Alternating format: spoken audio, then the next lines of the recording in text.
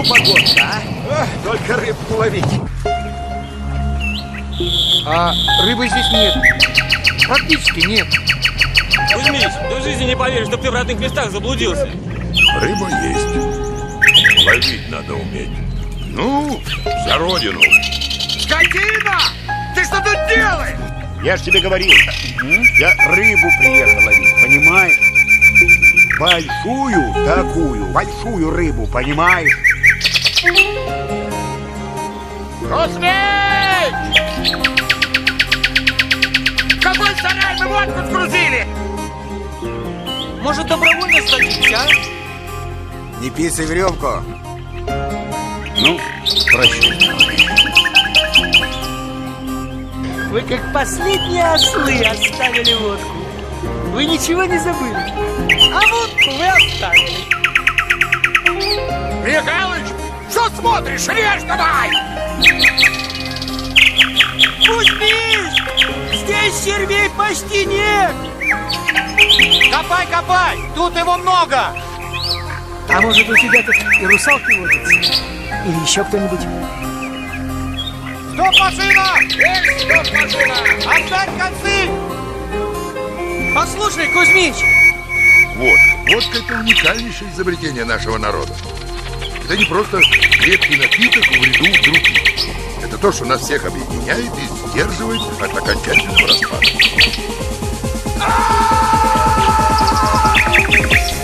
Ну, заведение. Руки вверх! Подойди к борту!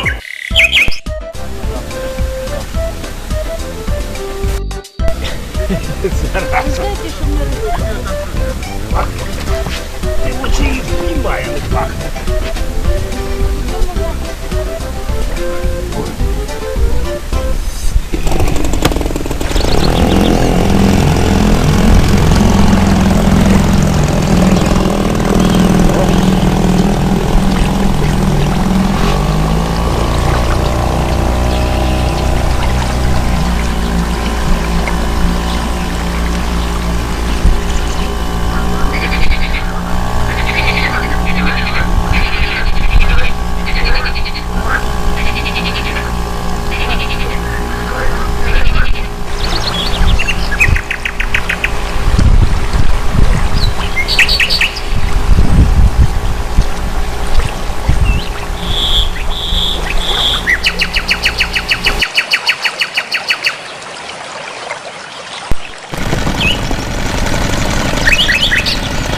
Слушай, скажем, что ты рядом пив.